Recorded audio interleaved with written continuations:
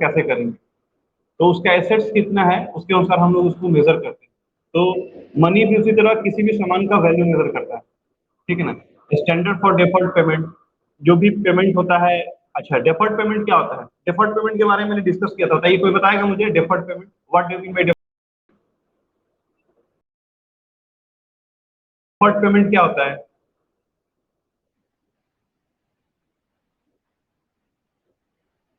नहीं नहीं, आवाज नहीं आ रही क्लियर बेटा, फिर से बोलो एक बार। हाँ बोलिए।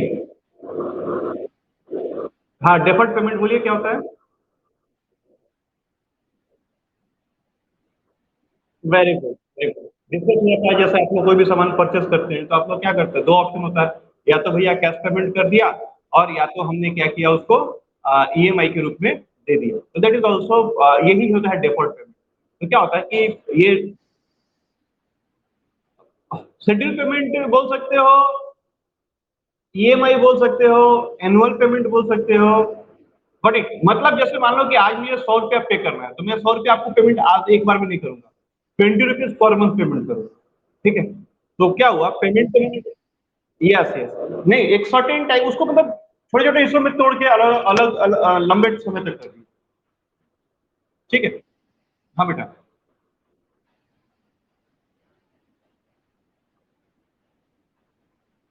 चेक के बारे में आऊंगा, उसके बारे में वो अलग है, चेक का पूरा सिस्टम है।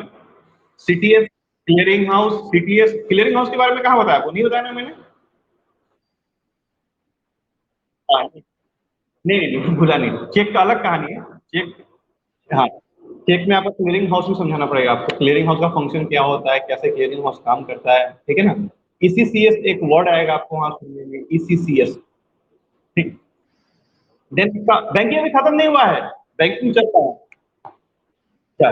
देन आपका स्टोर ऑफ वेल्थ, अभी किसी के पास अधिक क्या, अरे खास मैं नहीं रहा हूँ। नहीं नहीं नहीं, ठीक है ठीक है ठीक है। स्टोर ऑफ वेल्थ करने का मतलब ये होगा बेटा कि हमारे पास जो भी पैसा होता है, नहीं अभी आप लोगों को पढ़ाने के बाद भगवान करे कि 12 स्टूडेंट है, एक साल के अंदर 1200 स्टूडेंट होगा, तो 1200 स्टूडेंट से मैं अगर 7-8 हजार रुपया फीस दूंगा तो कितना पैसा है। और क्या उस सारे पैसे को मैं गवर्नमेंट को शो, या जितने भी बिजनेसमैन है वो लोग शो नहीं करते हैं, तो वो लोग क्या करते हैं, पैसे को छुपा के, ठीक है ना। बेसिकली हम यहाँ उसके बारे में बात नहीं कर रहे हैं, लीगल लीगल टर्म्स के बारे में बात करें कि स्टोर ऑफ वेल्थ मतलब आप अपने पास पैसे भी क्या करते हो, धन जो होता है उसको आप रखते हो, बचा के रखते हो for your future. Then easy liquidity, सबसे बड़ी बात यह है कि मनी के अंदर जो सबसे बड़ी चीज होती है ना, वो होती है उसकी लिक्विडिटी बहुत आसान होती है। लिक्विडिटी करने का मतलब ये है जिसको आप आसानी से भुना सकते हो, जैसे कैश हो गया, गोल्ड हो गया, और लैंड हो गया, मैंने एग्जांपल दिया भी था। तो सबसे अधिक लिक्विड इसमें क्या है, कैश है। उसके बाद लिक्विड क्या है, गोल्ड है, और सबसे लिस्ट लिक्विड जो है वो क्या है, आपका लैंड है। तो बोलता है कि जो होता है उसका लिक्विडिटी इजी होता है। Okay, these are some points जो फंक्शन है, जो ऑलरेडी डिस्कस कर चुका हम लोगों ने। बार्टर सिस्टम डिस्कस कर लिया था। आज जो इंपॉर्टेंट होता था वो था ग्रेसम लॉ। ग्रेसम लॉ क्या होता है? तो ग्रेसम एक हमारे इकोनॉमिक्स थे, उन्होंने एक लॉ दिया था। मैं आपको हिंदी में समझा रहा हूँ, इंग्लिश में बता दूं क्या है। उन्होंने लॉ दिया था कि जो बुरी मुद्रा है ना, वो अच्छी मुद्रा को चलन से बाहर कर देती है।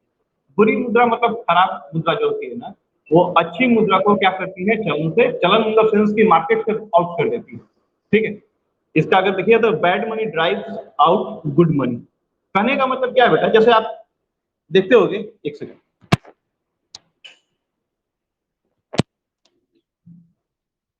मान लीजिए कि आपके पास, इसके कहने का मीन समझ लो कि जितने भी खराब मुद्रा है, खराब मुद्रा सेंस की, सपोज नोट की ही बात कर लो, खराब नोट हो आपके पास, कटा फटा नोट हो, ठीक है, और अच्छा नोट हो, तो आप क्या करते हो, अच्छे नोट को अपने पास रखते हो और कटे फटे नोट को आप क्या करते हो, किसी को दे देते हो कोई भी चीज परचेस करने के टाइम। ऐसा होता है कि नहीं होता है?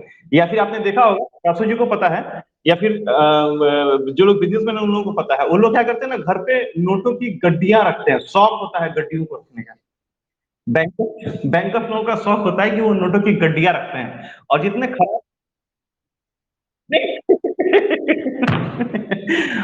नॉर्मली भी अगर आपके पास, सिंपल सी बात है कि अगर मान लो रंजना बाजार जा रही है, रंजना बाजार जा रही है, रंजना के पास दो तो 100-100 रुपए का नोट है, एक नोट फटा हुआ है और एक एकदम शानदार कड़कड़ा नोट है एकदम।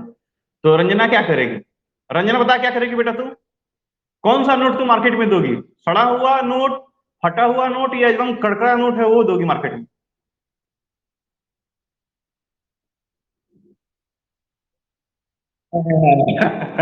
और बुरे बुरे नोट को क्या करोगी? मार्केट में दो दोगी।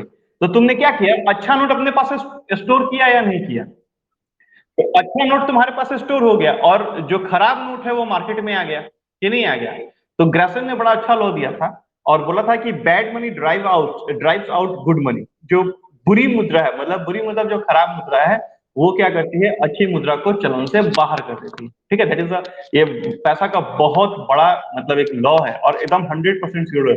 कोई भी नहीं चाहता है कि उसके पास से सड़ा हुआ नोट वो अपने पास रखे और खराब नोट क्या करे वो, सॉरी, सड़ा हुआ नोट रखे और अच्छा नोट को मार्केट में थ्रो करो। ऐसा कोई नहीं करता, इवन करते हैं।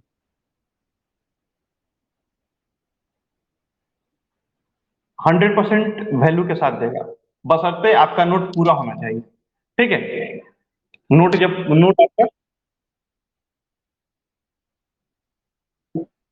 वो धंधा है, वो धंधा है, वो धंधा है। आप किसी भी बैंक में जाइए, आपके नोट में सपोज एक, हाँ, वो बिजनेस है, उनका बिजनेस है, बिजनेस है, वो बिजनेस है। ठीक है, एग्जांपल मैं आपको देता हूँ बेटा। ये जैसे एक नोट है, ठीक है ना, ये नोट सबको दिख रहा है ना, 100 रुपीज का नोट है। बेटा, हम लोग नोट का वैल्यूएशन कैसे करते हैं? बेसिकली मुझे एक बार गुवाहाटी भेजा गया था नोट की ट्रेनिंग के बारे में, इस नोट के बारे में ट्रेनिंग के लिए। ठीक है ना, अभी आपको जान क्या असर होगा, नोट अगर ऐसे फटा हुआ है ना, ठीक है, और ये पार्ट आपके पास नहीं है, समझ में आ रहा है बात? ये मैंने फोल्ड किया ना, और ये फोल्डेड पार्ट आपके पास नहीं है, फिर भी इस नोट का आपको वैल्यू मिल जाएगा। ओके, और क्या होता है, हम लोगों के सामने मैंने प्रस्तुत जो इसको क्या नाम प्रतिमा लोगों को दिखाया हुआ था क्लास में। एक प्लास्टिक की पन्नी होती है, उस पन्नी में स्क्वायर बना हुआ रहता है। ओके, मैं इसके बाद आपको वो उसका फोटो डाल दूंगा। उस प्लास्टिक में स्क्वायर बना हुआ रहता है, और उस स्क्वायर में मतलब वो क्या था कि नोट के ऊपर हम लोग क्या करते हैं, उस स्क्वायर वाले प्लास्टिक को रखते हैं और देखते हैं कि कितना मेजरमेंट में वो आ रहा है, कितने मेजरमेंट में आ रहा है, उसके अनुसार उस नोट का वैल्यू होता है। अगर आपके पास ये हिस्सा नहीं है तब, ठीक है, और मान लीजिए कि नोट आपका 4 भाग में टूट गया ऐसे, सपोज सपोज ये कोई नोट है, ठीक है, ये नोट है। अब ये नोट आपका क्या है, एक भाग ऐसे 4 भाग में टूटा हुआ है, लेकिन चारों हिस्सा आपके पास है, तो आपको 100% पैसा मिलेगा। समझ में आ रहा है बात मेरी? लेकिन इसी में अगर मान लो एक हिस्सा नहीं है, तो हम लोग क्या करते हैं, एक हमारे पास स्केल होता है, हर एक बैंक में होता है। उस स्केल से हम लोग क्या करते हैं, उसको मेजर करते हैं, और मेजर करके उसका जो वैल्यू होता है ना, वो वैल्यू हम लोग क्या करते हैं, कस्टमर को दिया जाता है। ठीक है, उसमें भी तरीका है, बहुत सारा तरीका है। मैं क्लास के बाद आपको आपके साथ वो शेयर करूंगा। तो हाँ, लिमिट होता है, लिमिट 50% से कम होगा तो फिर वो एक्सेप्ट नहीं किया जाएगा। ठीक है, तो ग्रासम लॉ बोलता है बेटा कि bad money drives out good money, ये एग्जाम में आ सकता है। ठीक है, ग्रासम लॉ, और लगभग इकोनॉमिक्स के जितने भी एग्जाम होते हैं, या जितने भी जिस लेवल का भी एग्जाम हो, उस लेवल के एग्जाम में अगर मनी एंड बैंकिंग से कहीं कुछ अगर पूछने की बात होती है, तो इसको पूछने की बात जरूर आती है। ठीक है, और प्रैक्टिकली भी सच है कि जो अच्छी मुद्रा है वो लोगों के तिजोरी में चली जाती है, और जो खराब मुद्रा है वो मार्केट में सर्कुलेट होती रहती है। जितनी गंदी नोट है वो मार्केट में सर्कुलेट होगी, और अच्छे नोट जो है वो बाहर चला आएगा। ठीक है, अब टाइप्स ऑफ मनी की बात करते हैं, तो सबसे पहला जो टाइप होता है वो हमारा होता है, मतलब सबसे पहला टाइप नहीं, 2-3 टाइप है। जैसे पेपर टोकन, ठीक है ना, fiat money, paper money, token money, representative money, या फिएट मनी। फिएट मनी के बारे में आप लोगों को बोला था शायद, मुझे 2 या 3 बंदों ने ही लिख के भेजा था, और किसी ने नहीं भेजा, पुहर भी नहीं भेजा है। हाँ, वही 2 या 3 बंदों ने बोला फिएट मनी को डिस्क्राइब करने के लिए बोला। मोहन बाबू भी पूछे, हम हमको लगा भेजेंगे, मोहन बाबू भी नहीं। ठीक है, तो आज मैं क्लियर कर दूंगा फिएट मनी क्या है भाई, इसी में। ठीक है, तो टाइप ऑफ, हाँ, टाइप ऑफ मनी में आपका हो गया paper token, fiat money. Second हो गया बैंक मनी और डिपॉजिट मनी। देन जो अभी सबसे लेटेस्ट चल रहा है, क्रिप्टो करेंसी। क्रिप्टो करेंसी को लेके एक फुल वीडियो में बना रहा हूँ, क्रिप्टो करेंसी के बारे में इन आउट्स टोटल आपको दूंगा मैं। और क्रिप्टो करेंसी अभी तक, ठीक है ना, केवल एक ही जगह लीगल टेंडर हुआ है, बाकी कहीं भी लीगल टेंडर अभी तक नहीं हुआ है। ठीक है ना, legal tender in the sense कि लीगल टेंडर का मतलब हो गया कि बेटा ऐसा मतलब कि उसका एक लीगल वैल्यू चलाता है, उसको हर जगह मान्य, वो हर जगह मान्य हो जाता है, हर जगह उसका वैल्यू चलाता है, that is a legal tender. ठीक है, तो अभी तक केवल एक ही कंट्री ऐसा है, कंट्री नहीं है वो, आइसलैंड टाइप का है, जहाँ पे क्रिप्टो करेंसी को मान्यता दी गई है। अदरवाइज अभी तक कोई ऐसा जगह नहीं जहाँ क्रिप्टो करेंसी को मान्यता दी गई है। और क्या कारण है? बेटा, तीन लोग ही नहीं, बहुत लोग करोड़पति बन गए हैं, बट एक्चुअल में क्या है, इंडिया में अभी तक साइबर लॉ नहीं बना है क्रिप्टो कर डिजिटल मनी को लेकर, ठीक है ना, डिजिटल मनी को लेकर अभी तक लॉ नहीं बना है। क्योंकि लॉ नहीं बना इन द सेंस, कहने का मतलब ये है कि आप जो भी पैसा कमाते हो ना इंडिया में, उस पे आपको टैक्स देना पड़ता है। बट क्रिप्टो करेंसी में क्या है कि अभी तक कोई ऐसा लॉ नहीं बना है, मतलब इसको क्या बात है, संसद की तरफ समझ लो या इनकम टैक्स की तरफ चलते कि इसको मान्यता नहीं मिली है, क्योंकि इस पे लॉ ही नहीं बना है। और जब लॉ नहीं बना है तो ऑब्वियसली सिंपल सी बात है कि इसके बारे में वो करोड़पति तो बन गए हैं, बट उसको वो अपने इनकम में शो नहीं कर सकते। ठीक है। कल एक सर ने सवाल पूछा था कि संविधान क्या होता है, आप लोगों ने आंसर मतलब मजेदार नहीं दिया, मुझे बहुत दुख हुआ सुन के। संविधान क्या होता है, ठीक है, बाद में लास्ट में डिस्कस करेंगे। तो क्रिप्टो करेंसी के बारे में आपको अच्छे से समझना होगा, और आने वाला फ्यूचर लेकिन क्रिप्टो करेंसी का ही है, ये बात बता दीजिए आप। आने वाला जो फ्यूचर है वो क्रिप्टो करेंसी का ही है। तो बेटा, टाइप्स ऑफ मनी में सबसे पहला तो पेपर मनी, टोकन मनी, ठीक है ना, रिप्रेजेंटेटिव मनी, फिएट मनी हो गया। सेकंड हो गया बैक मनी या डिपॉजिट मनी। थर्ड हो गया आपका क्रिप्टो करेंसी जो अभी चल रहा है, ठीक है ना। इसको हम लोग अगर बांटना चाहेंगे तो दो तरीके से बांट सकते हो तुम लोग। पहला हो गया full bodied money. Full bodied money करने का मतलब ये हो गया कि ऐसा मनी, ठीक है ना, जिसका जो वैल्यू है, जैसे गोल्ड की हम लोग बात करते हैं, ठीक है ना। अभी गोल्ड का अपना जो वैल्यू है in the terms of rupees हम लोग मानते हैं, तो तुम गोल्ड को कहीं लेके जाओ उसका वैल्यू वही रहेगा। सपोज जैसे आज अगर मान लो कि 5,000 रुपए पर ग्राम सोना मिल रहा है, तो तिनसुकिया में भी आओगे तो ही 5,000 मिलेगा, वहां जाओगे तो ही 5,000 मिलेगा, मतलब वो उसके बॉडी के अनुसार उसका वैल्यू है, ठीक है ना। या फिर अगर मान लो 100 रुपए का नोट है, तो 100 रुपए का नोट इंडिया में कहीं भी जाओ उसका वैल्यू क्या रहेगा, 100 रुपए ही रहेगा कि नहीं रहेगा। तो that is the full bodied money हम लोग बोलते हैं। It is a type of money whose value as money is equivalent to its values, ठीक है ना, जो उसका वैल्यू है उसके बराबर उसका, ठीक है ना, वैल्यू होता है। That is a full bodied money बोलता है। इसमें क्या क्या होता है, कमोडिटी मनी भी आता है, रुपीज भी चला आता है। सेकंड आता है आपका टोकन मनी। टोकन मनी क्या है, टोकन मनी के बारे में कोई कुछ बोलेगा? टोकन मनी कोई नहीं बोलेगा। प्रसूज जी? हाँ बेटा, टोकन मनी के बारे में कुछ बोलो। देखो, टोकन मनी बोलता है value as money is much more than the value as commodity, ठीक है ना।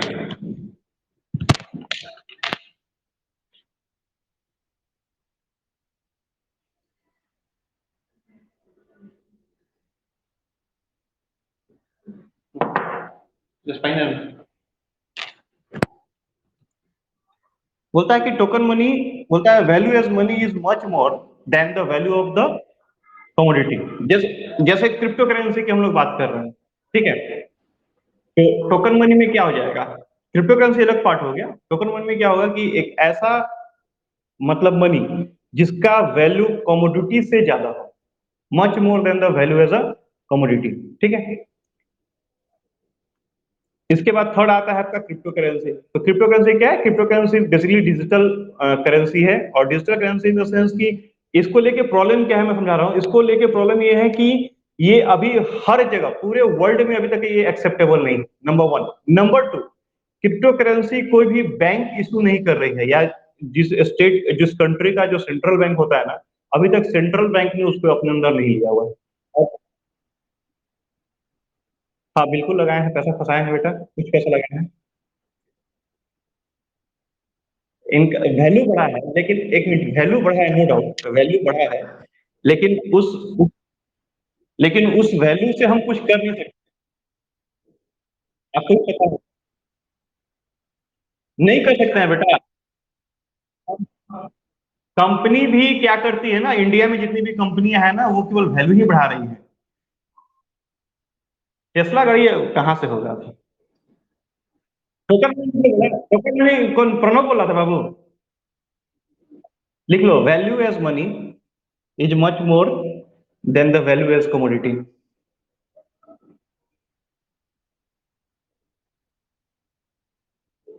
नहीं,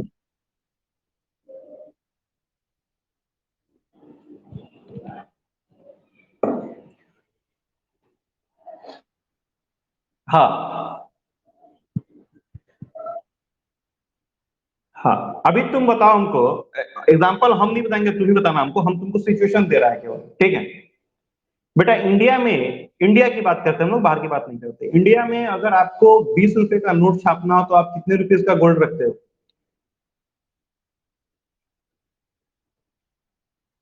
अगर 20 रुपए का एक नोट छापना है, एग्जाम्पल दे रहे हैं, मैंने बताया था आप लोगों की अगर 200 करोड़ का छापना है तो कितना पैसा हमको रखना होता है?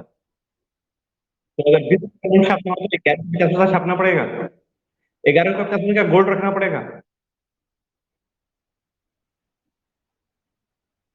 याद आ रहा है? तो अभी बताओ कमोडिटी हमने कितना का रखा? 11 रुपए 50 पैसे का। और नोट कितना का हमको मिल रहा है?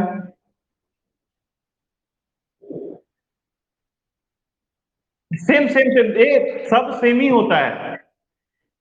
देखो, पेपर मनी हो जाए, टोकन मनी हो जाए, रिप्रेजेंटेटिव मनी हो जाए, फिएट मनी हो जाए, ये सारा सेम होता है। अंतर कहाँ होता है, आता हूँ, अंतर कहाँ हो जाता है? अंतर ये हो जाता है उसके यूजेस पे। अभी अगर हम 100 रुपए की बात करेंगे तो 100 रुपए का वैल्यू हर जगह 100 रुपया है, तो ये हो गया फुल बॉडीड मनी, ठीक है। लेकिन वो 100 रुपया बना कैसे? तो 100 रुपया बना 111 रुपया 50 पैसे के गोल्ड वैल्यू से बढ़ा। हाँ, नहीं नहीं नहीं, ट्रू वैल्यू की बात नहीं कर रहे हैं। मैं बात कर रहा हूँ जैसे 100 रुपीज का नोट है, ये 100 रुपीज बेटा हर जगह 100 रुपीज ही कहलाएगा कि नहीं कहलाएगा? लेकिन इस 100 रुपीज को बनाने के लिए सरकार को कितना रुपए का गोल्ड रखना है? जो भी होगा, जो भी होगा, जो भी होगा, एग्जाम्पल में समझ लो कि 56 57 पे हम लोग मान लेते हैं एग्जाम्पल है, ठीक है ना? उतना का रखना पड़ेगा कमोडिटी, ठीक है। तो अगर उस तरह से देखोगे तो ये तुम्हारा क्या हो गया, टोकन मनी का एग्जाम्पल हो गया कि नहीं हो गया? और अगर हम वैल्यू की, हाँ बोलो बोलो बोलो। नहीं नहीं, ये रुपीज हो गया इन द फॉर्म ऑफ, ये रुपीज हो गया टोकन मनी सोना के रूप में, मतलब गोल्ड के रूप में। क्योंकि हम नोट जो इश्यू होता है ना, नोट हम लोग कैसे इशू करते हैं?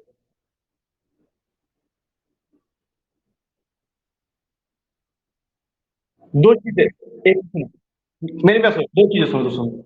इस 100 रुपीज का वैल्यू अगर मैं प्रसूति को तो कितना रुपया होगा? 100 रुपीज होगा, आपको तो कितना रुपये होगा? तो ये इसका वैल्यू 100 रुपीज हो गया। लेकिन ये 100 रुपीज बनाने के लिए आरबीआई को कितना पैसा रिजर्व करना पड़ता है? जो भी हो, 6.5 रुपया हम मान लेते हैं, 6 रुपये, 6 रुपये मान लेते हैं, एग्जाम्पल समझ लो, ठीक है। अगर ये 20 रुपए का निकला तो 11 रुपये 50 पैसा आरबीआई को मेंटेन करना पड़ता है। तो अगर तुम आरबीआई के टर्म से देखोगे तो ये इसका पैसा जो इसकी हम कमोडिटी रखे थे, उस कमोडिटी से ज्यादा है या कम हुआ है? कमोडिटी का वैल्यू कम हुआ, और पेपर का पैसा वैल्यू, हाँ हाँ, तो अगर हम वैसे इसको देखेंगे तो ये हमारा टोकन मनी का, समझ में गया? हाँ, कंपैरिजन करो तो। और ये हमने,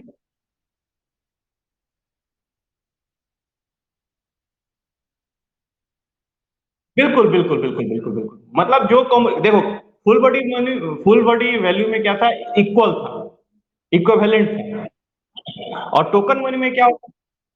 हाँ, समझ में आ गया बात? टोकन मनी में क्या होता है, ज्यादा हो जाता है, लेकिन दोनों सेम ही चीज है, दोनों सेम ही चीज।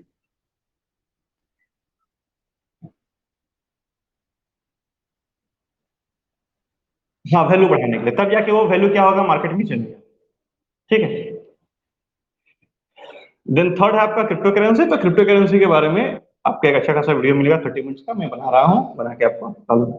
Then fiat money, fiat money के बारे में हमको दो या तीन तीन दो आदमी ही लिख कर दिया, तीन आदमी भी नहीं दिया हुआ है। फिएट मनी है क्या? फिएट मनी का हिंदी होता है वैधानिक मुद्रा, ठीक है।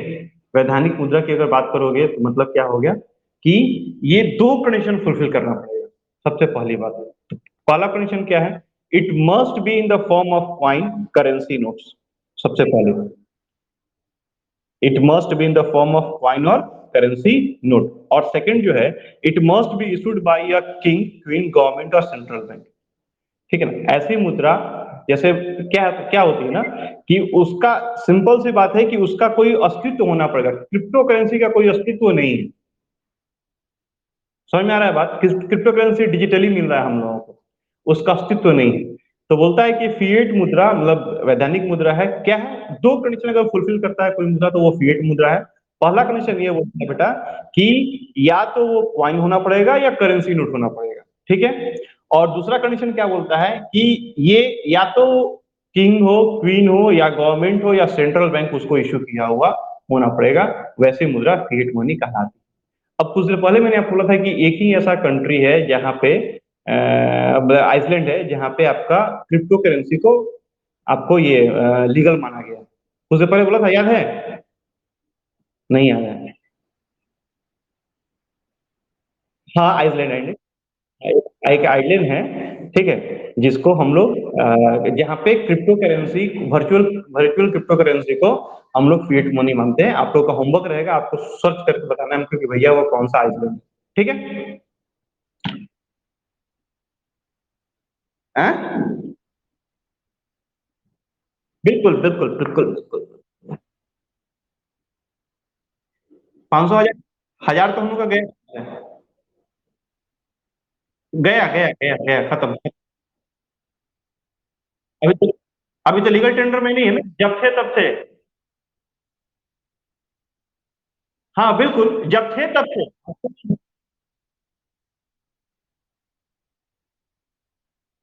हाँ, अभी अभी जब गवर्नमेंट को खारिज ही कर दिया तो उसका लीगल टेंडर खत्म नहीं हो गया,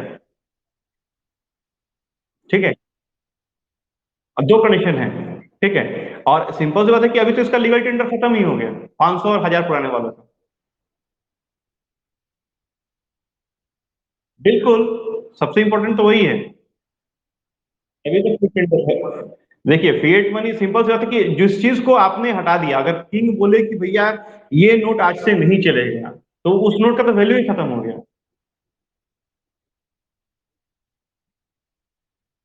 नहीं, इसका एक उसने एक लिमिटेशन दिया था ना कि बेटा इस समय तक ये लीगल रहेगा, याद कीजिए।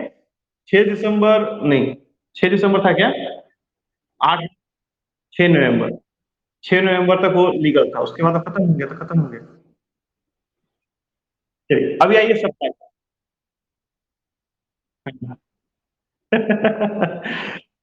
अब बेटा, मनी सप्लाई इन इंडिया, और इसको लेकर बेसिकली मैंने क्या बोला कि मैं जब इसके बारे में रिसर्च कर रहा था तो मुझे देखा कहीं पे M0, कहीं पे M1, कहीं पे मतलब M0, M1, M2, M3, ठीक है।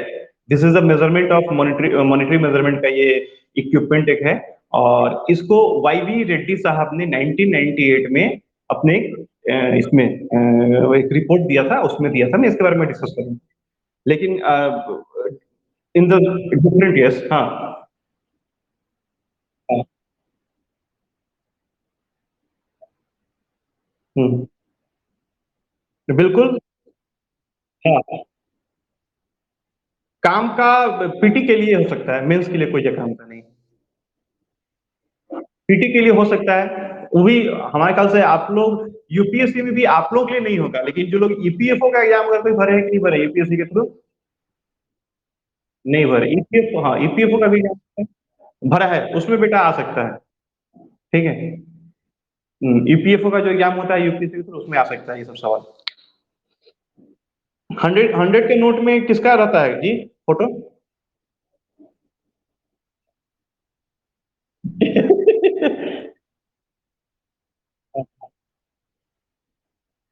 रानी की बावरी,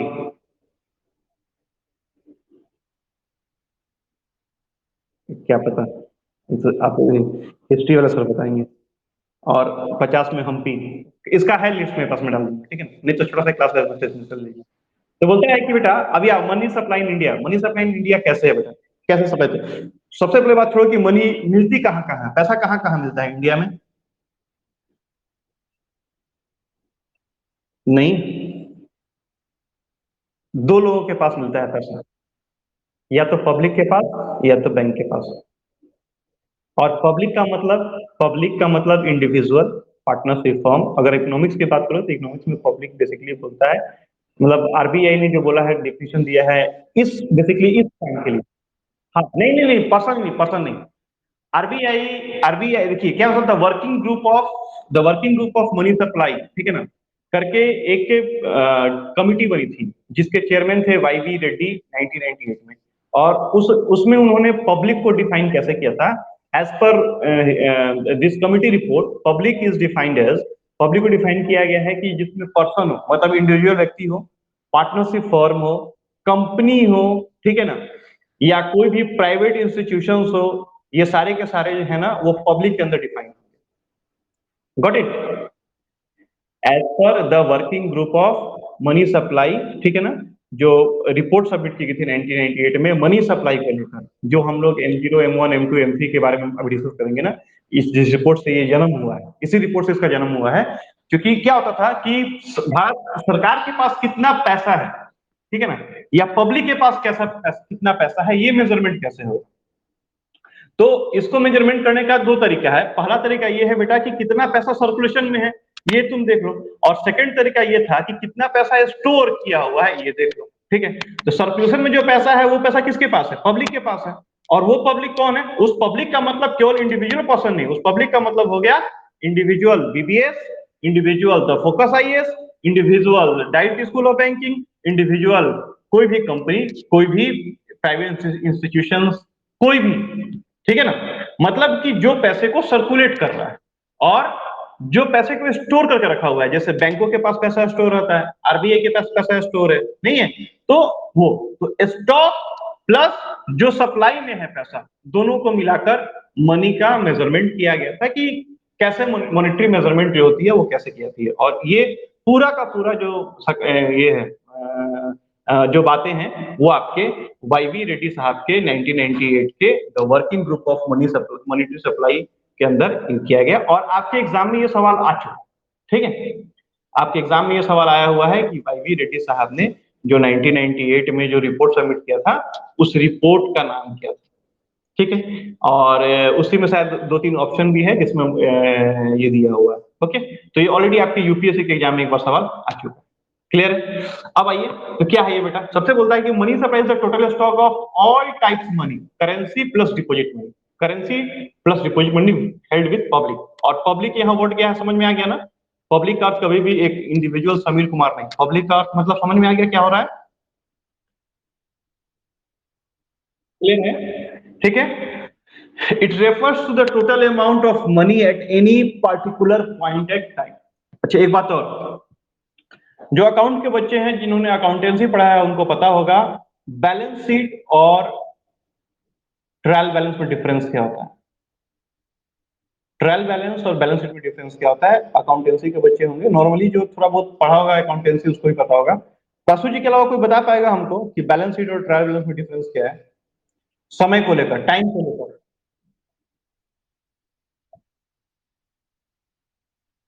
नहीं, एक एक एक टाइम को लेकर इन दोनों के बीच में डिफरेंस है, कोई बता पाएगा मुझे, प्रसू जी को छोड़ के। प्रसू जी अकाउंटेंसी का तो उसको पता होगा, उसको छोड़ के।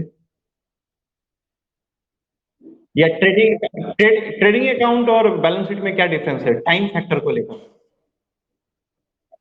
ट्रेडिंग अकाउंट और बैलेंस शीट में क्या डिफरेंस है टाइम फैक्टर को लेकर, या प्रॉफिट एंड लॉस अकाउंट, या इसमें क्या डिफरेंस है टाइम को लेकर।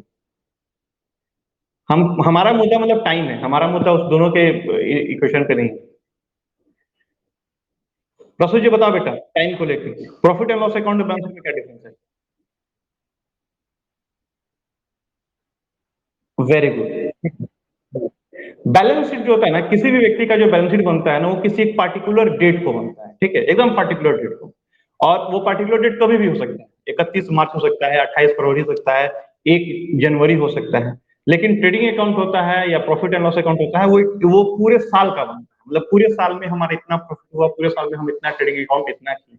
तो मनी सप्लाई का जो हम लोग मेजरमेंट करते हैं ना, वो एक पर्टिकुलर टाइम पे करते हैं, मतलब कोई भी एक डेट फिक्स किया जाएगा और उस डेट को इंडिया में कितना पैसा सर्कुलेट हो रहा है और इंडिया में कितना पैसा है, इसका मेजरमेंट हम लोग यहाँ पे करेंगे। क्लियर है?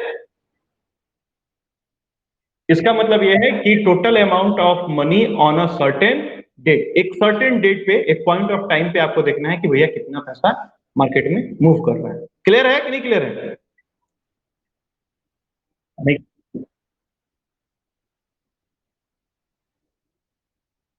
नहीं नहीं नहीं नहीं। अगर हम बात करते हैं प्रॉफिट एंड लॉस अकाउंट की ना, तो वो पूरे साल का बनता है बेटा। हाँ, एक ही बार में पूरे साल का बनेगा, ठीक है। प्रॉफिट एंड लॉस अकाउंट हो जाए या ट्रेडिंग अकाउंट हो जाए, तो वो पूरे साल का काउंट किया जाता है। लेकिन आपका जो बैलेंस होता है ना, वो एक दिन, मतलब उस दिन पे तुम्हारी क्या स्थिति है, ये आपको बैलेंस शीट में शो करता है। अगर मतलब टाइम को हम ऐसे, डिफरेंस तो बहुत है, लेकिन टाइम को लेके ये डिफरेंस है, ठीक है। चलिए, तो एज ऑन लिखा रहता है, और वो फॉर द ईयर एंडिंग लिखा रहता है, दिस इज। हाँ, ठीक है। चलिए, और ये सब सवाल आपके एग्जाम में आ सकते हैं।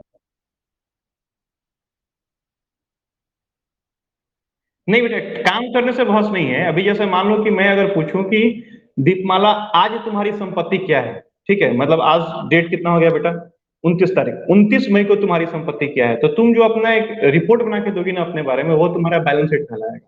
लेकिन मैं पूछूं कि बेटा तुमने 3 महीने में क्या कमाया, तो जो तुम 3 महीने में कमाओगी ना, वो तुम्हारा उतने दिन का profit and loss account.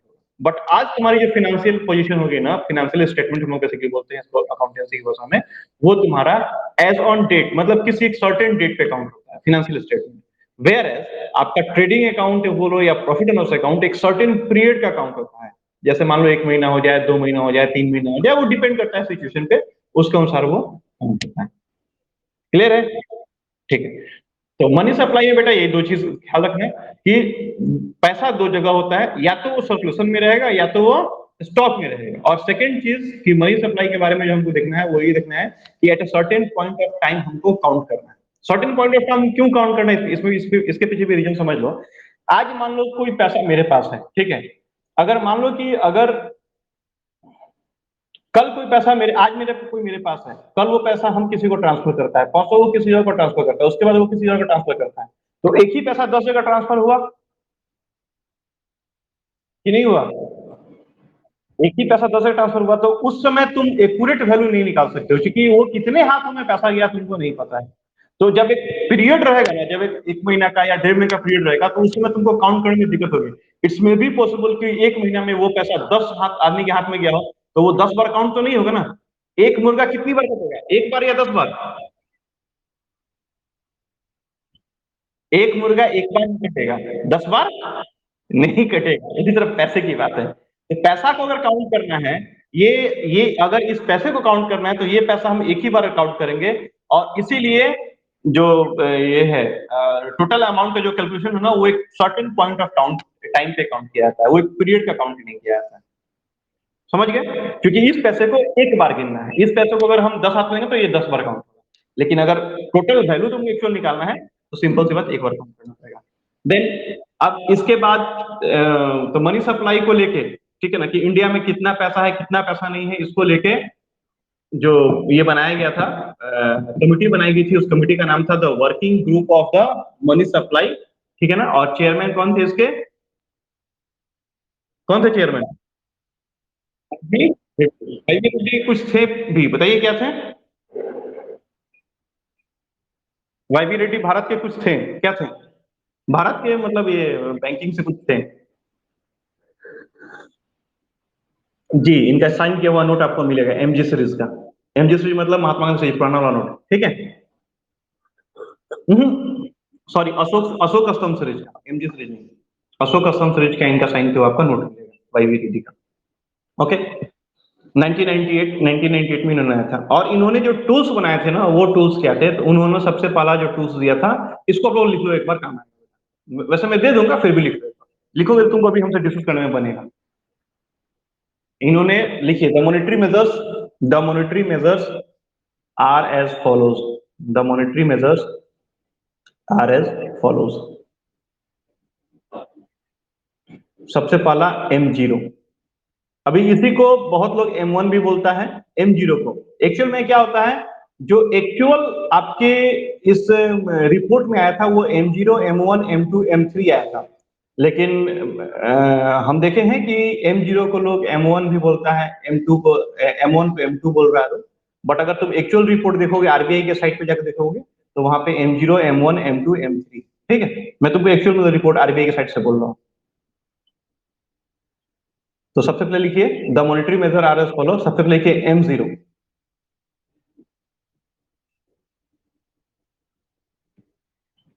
M0, this is called reserved money. This is called reserved money. और नीचे लिखो M0 is equal to CC plus, this is called reserved money, this is called reserve money.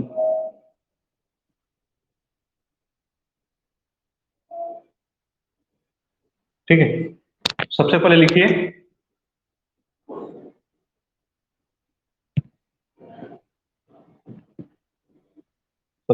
CC plus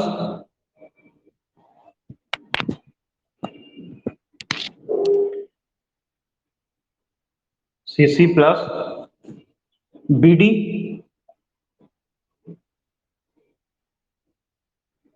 CC plus BD। ठीक, अब देखो BD में दो चीज है, तो CC क्या समझो, CC लिखो नीचे, where H CC is equal to currency in circulation, CC is equal to currency in circulation. CC is equal to currency in circulation, and BD is equal to bankers deposit with the RBI. Bankers deposit with the RBI. RBI, ठीक है।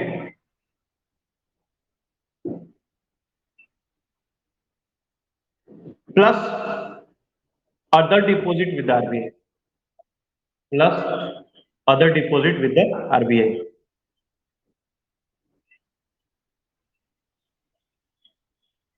ठीक है, सबसे पहला हो गया currency in circulation. मैंने बताया ना कि दो तरह से होता है पैसा, एक तो सर्कुलेशन में रहेगा, दूसरा स्टोर रहेगा। तो सिंपल सी बात याद रखो कि M0 में क्या है, M0 में बेसिकली क्या है कि जो पैसा सर्कुलेशन में है वो, प्लस जो पैसा बैंकों के पास डिपॉजिट है वो, इस दोनों को मिला के हो गया हमारा M0, और इसी को हम लोग क्या बोलते हैं, रिजर्व मनी। क्लियर है? ठीक है, नेक्स्ट लिखिए M1। M1,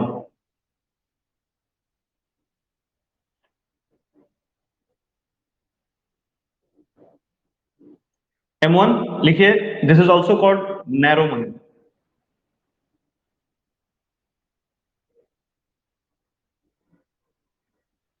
this is also called narrow money.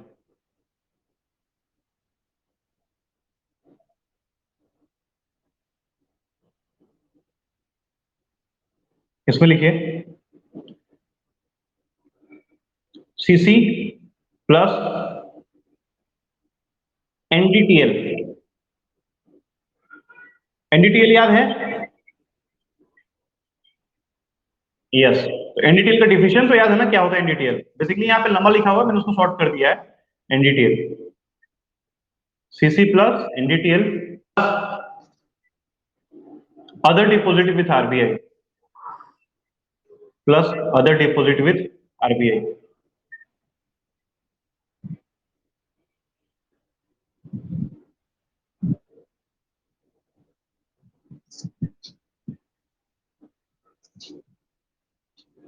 ठीक है, नेक्स्ट लिखिए M2।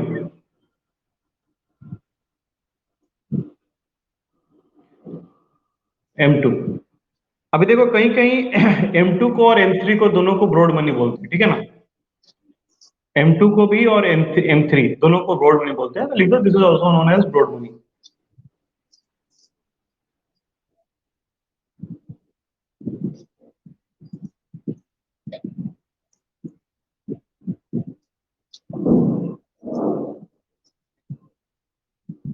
अभी इसमें क्या है लिखो, M1 प्लस, मतलब M1 में जो भी चीज था वो सारा, तो M1 plus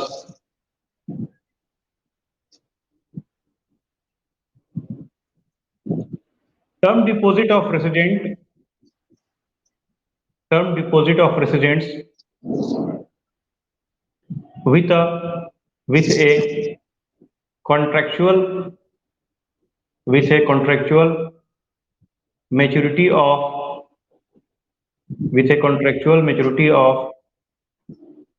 up to including 1 year of up to and including 1 year with the banking system. With the banking system. इसको फिर से बताओ। M1 लिख लिया, M1 प्लस मतलब M1 में जो चीज आया था वो सारा का सारा आएगा, उसके बाद क्या लिखना है वो लिख लीजिए। Term deposits of resident with a contractual maturity of up to and including 1 year with the banking system.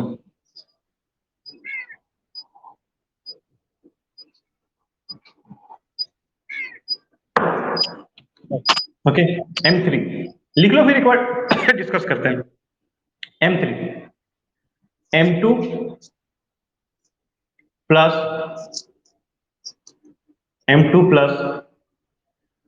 call oblique term borrowing from non-depository financial corporation by the banking system. Non-depository financial corporation by the banking system. ठीक है, अब ये non depository financial corporation क्या था इसको समझना जरूरी है, बाकी सब तो नॉर्मल चीजें हैं। बेटा पोस्ट ऑफिस का काम क्या है? सर जो मतलब आजकल कर रही है वो नहीं, मतलब एक्चुअल काम क्या था पोस्ट ऑफिस का? वही लेटर। पोस्ट ऑफिस का काम था लेटर को यहाँ से वहां भेजना, और उस समय मनी ऑर्डर, उसको क्या हम लोग बोलते थे? हाँ, पैसा मनी ऑर्डर बोलते थे ना उसको। Money order. पैसा वो। इसके बाद क्या हुआ, जब देखा गया, कारण कि पोस्ट ऑफिस की ब्रांचेस जो थी ना वो ज्यादा थे, ठीक है, तो जब देखा गया कि पोस्ट ऑफिस के ब्रांचेस ज्यादा हैं, हर जगह है, तो क्यों नहीं पोस्ट ऑफिस में भी बैंकिंग के कुछ सिस्टम्स जहां पे लोग सेविंग बैंक अकाउंट क्या करे खोल सके, ठीक है, सेविंग बैंक अकाउंट की ओर खोल सके, वो डाला गया। और उसके बाद गवर्नमेंट सिक्योरिटीज जिसकी हम लोग बात करते हैं, ठीक है ना, केवीपी और एनएससी, नाम सुना है आप लोगों ने? एनएससी का नाम सुना है? National saving certificate. और फिर किसान विकास पत्र। तो ये दो सर्टिफिकेट्स जो है, ये जस्ट लाइक ये एफडी का फॉर्म है, बेसिकली ये एफडी हुआ करती थी, और लेकिन ये एफडी ना होके ये क्या होता था, एक सर्टिफिकेट होता था जो क्या करना पड़ता था कि आपको परचेस करना पड़ता था, ठीक है, और at the time of maturity government क्या करती थी, आपको ये पैसा देती थी।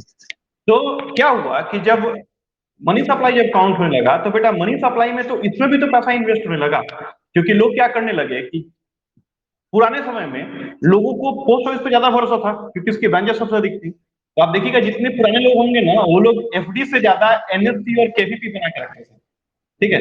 अब अपने पिताजी से पूछिएगा या फिर दादाजी से पूछिएगा, वो लोग बताएगा, वो लोग एफडी से ज्यादा रिलायबल करता था पोस्ट ऑफिस पे, कारण कि पोस्ट ऑफिस जो थी वो फुल्ली गवर्नमेंट थी, सेंट्रल गवर्नमेंट के अंदर चलती थी, लेकिन बैंक जो थी वो पहले प्राइवेट हाथों में थी, बाद में उन्हें नेशनलाइज किया है, नहीं, लेकिन पहले वो क्या था, प्राइवेट लोगों के हाथों में था वो, तो लोगों का जो भरोसा था वो ज्यादा था। तो स्टार्टिंग में क्या हुआ कि पोस्ट ऑफिस में केवल और केवल सेविंग बैंक अकाउंट की फैसिलिटी दी गई, साथ ही साथ दो स्कीम जो थे केवीपी और एनएससी, ये दो स्कीम के सर्टिफिकेट जो थे वो उन लोगों को दिया गया कि भैया इसमें आप इन्वेस्ट कीजिए। तो M3 बोलता है बेटा कि जितना भी पैसा मार्केट में है, मतलब चाहे वो टर्म डिपॉजिट के रूप में हो, चाहे वो सेविंग अकाउंट करंट अकाउंट के रूप में हो, चाहे वो तुम्हारा जो मार्केट में सर्कुलेट हो रहा हो वो हो, ये सारा पैसा होगा। उसके अलावा जितने भी आपके नॉन डिपोजिटरी फाइनेंशियल कॉर्पोरेशन है बैंकिंग सिस्टम में, जो बैंकिंग का काम कर रहे हैं, ठीक है ना, लेकिन वो क्या है कि they are not pure banking, उनके पास जो डिपॉजिट होता है वो डिपॉजिट भी आपका क्या होगा, इसमें काउंट होगा, ठीक है। तो अब क्या हो गया, दायरा बढ़ गया कि नहीं बढ़ गया, तो इसीलिए इसको ब्रॉड मनी भी बोला गया, ठीक है। हाँ सर। हाँ सर। तो आइए सबसे पहले लिख लिया आपने, अब एक बार हम डिस्कस करते हैं। चलो, तो सबसे पहला M0 रिजर्व मनी है, और इसमें क्या है, दो चीजों का ख्याल रखना है। पहला, currency in the circulation, circulation में क्या क्या करेंसी है, और जो दूसरा चीज इसमें लाया गया वो लाया गया कि भैया बैंक, मतलब कि बैंक डिपॉजिट कितना है। ठीक है, अब बैंक डिपॉजिट दो जगह होता है। पहला डिपॉजिट क्या होता है, बैंकों में होता है, दूसरा डिपॉजिट क्या होता है, आरबीआई में होता है। ठीक है, तो इस पैसे को हम लोग काउंट करके M0 में लिखे हैं। सेकंड आया हमारा M1। ठीक है, M1 को हम लोग नैरो मनी बोलते हैं, और M1 में क्या है, जो M0 है वो सारा है, जो भी M0 था वो सारा था। सेकंड में क्या आया कि demand liabilities, portion of the saving deposit with the bank system, sorry, मतलब कासा को भी क्या किया गया, इसमें ऐड कर दिया गया। ठीक है ना, M1। M2 में क्या किया गया बेटा, M1 का सारा, और उसके बाद क्या किया गया कि जो भी तुम्हारा term deposit of the resident with a contractual maturity for up to the including 1 year, मतलब बैंकिंग सिस्टम में एक साल के अंदर जो भी उन लोगों को मैच्योरिटी जिनको पाना था, ठीक है ना, उसको भी क्या किया गया, ऐड कर दिया गया। और फिर अदर डिपॉजिट विद आरबीआई था वो लाया गया। और M4 में क्या किया गया, इसको और बड़ा किया गया, मतलब M3 का सारा अमाउंट तो था ही, साथ ही साथ क्या किया गया कि वैसे जो बैंकिंग सिस्टम में नहीं है, ठीक है, लेकिन उनकी एक लीगल एंटिटी है, जैसे पोस्ट ऑफिस हो गया, जो पोस्ट ऑफिस में पैसा जमा करते हैं वो हो गया। और कुछ है ऐसा सरकारी चीज जहां पे लोग पैसा जमा करते हैं पोस्ट ऑफिस के अलावा? नहीं। क्या सर, क्या बोल रहे हैं? पोस्ट ऑफिस के अलावा और कोई चीज जहाँ पे लोग पैसा जमा करते हैं? नहीं।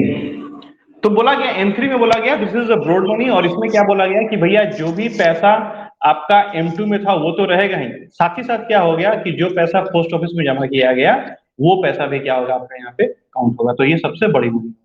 तो this is the supply of the money, ये मनी इसका सप्लाई है। ठीक, तो ये चार टर्म है इसका कौन करके रखते हैं बोलिए। सर? नॉर्मल बैंक और पोस्ट बैंक का difference होता है। पोस्ट ऑफिस के बैंक के चेक में है, बाकी लोग का बैंक 2010 से पहले अंतर था। सर पोस्ट ऑफिस से एक बहुत बाउंस मारता है। नहीं, वो सिस्टम में कहानी है। देखिए 2010 के पहले सीटीएस नहीं था। सीटीएस मतलब होता है cheque truncation system. Cheque truncation system क्या होता है, 2010 को इंडिया में सीटीएस लागू किया गया। ठीक है, जिसके तहत क्या हुआ कि सभी मतलब क्लियरिंग जो होगा, चेक का क्लियरिंग होगा ना, वो आपको अपनी ब्रांच में बैठे बैठे हो। पहले क्या होता था ना, ये क्लियरिंग जो था वो दूसरे ब्रांच, कुछ बोल रहे हो बीबीएस? नहीं सर। हाँ। पहले क्या होता था, जैसे मान लो कि तुम्हारा एसबीआई में अकाउंट है, तुम और तुमको पीएनबी से पैसा निकालना है, तुम क्या करोगे, अपने एसबीआई में चेक जमा करोगे, फिर वो चेक लेके बंदा क्लियरिंग हाउस में जाएगा, वहां से वो बंदा, वहां से पीएनबी का बंदा आएगा, वो उस चेक को लेकर अपने ब्रांच में जाएगा, वो चेक करेगा कि मिस्टर एक्स के अकाउंट में उतना पैसा है कि नहीं है, साइन वेरीफाई कर रहा है कि नहीं कर रहा है। उसके बाद क्या करेगा, चेकिंग करने के बाद वो क्या करेगा कि उस चेक को ऑनर करेगा। ऑनर करने के बाद क्लियरिंग हाउस क्या करेगा, पेमेंट सेटलमेंट, जो मैंने कल बताया था परसों, वो पेमेंट सेटलमेंट करेगा, और पेमेंट सेटलमेंट करके वो पैसा फिर क्या करेगा कि बैंक को देगा, और बैंक क्या करेगा, कस्टमर के अकाउंट में देगा। That is clearing cheque. ठीक है, तो क्या था कि पोस्ट ऑफिस तो बैंकिंग का पार्ट नहीं था ना, पोस्ट ऑफिस बैंकिंग का पार्ट बाद में बना है। पोस्ट ऑफिस पहले अपना एक अलग एंटिटी थी। तो जैसे जैसे क्लियरिंग हाउस का कॉन्सेप्ट बनने लगा, बैंक पोस्ट ऑफिस ने अपना चेक सिस्टम शुरू कर दिया, तो वैसे वैसे क्या हुआ कि इसको बैंकिंग का पार्ट ऐड किया गया। ठीक है, बैंकिंग का पार्ट बना दिया गया। अब बैंकिंग का पार्ट बनाने के बाद क्या हो गया, अभी इसका चेक भी आने लगा क्लियरिंग के लिए। तो सीटीएस 2010, अगर आपके पास चेक होगा, आप चेक में देखिएगा, चेक का जो बेटा ये जो छोर होता है ना, जहां से आप चेक को फाड़ते हो, यहाँ पे देखिए लिखा हुआ रहेगा सीटीएस 2010। ठीक है, तो सीटीएस 2010 मतलब चेक ट्रांजेक्शन सिस्टम 2010, ये 6 फरवरी को लॉन्च हुआ था। इसमें ये था कि मैं सपोज मैं पीएनबी का एम्प्लॉय हूं, तो मैं पीएनबी के ब्रांच में ही बैठ के हर एक बैंक का चेक क्लियर कर सकता हूं, मुझे अब क्लियरिंग हाउस जाने की जरूरत नहीं है। तो बेसिकली उसका एक पूरा मैकेनिज्म काम करता है, नोडल ऑफिस काम करता है, नोडल ऑफिस से वो जाता है।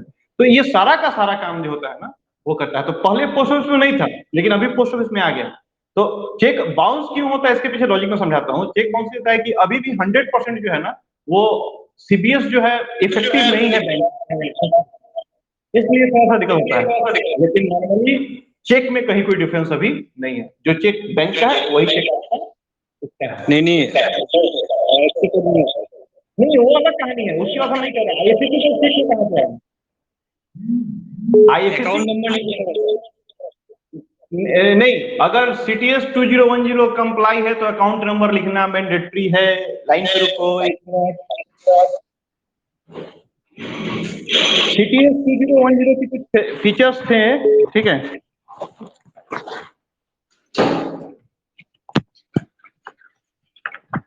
ये एक चेकबुक है, ओके, देख रहे हैं ना?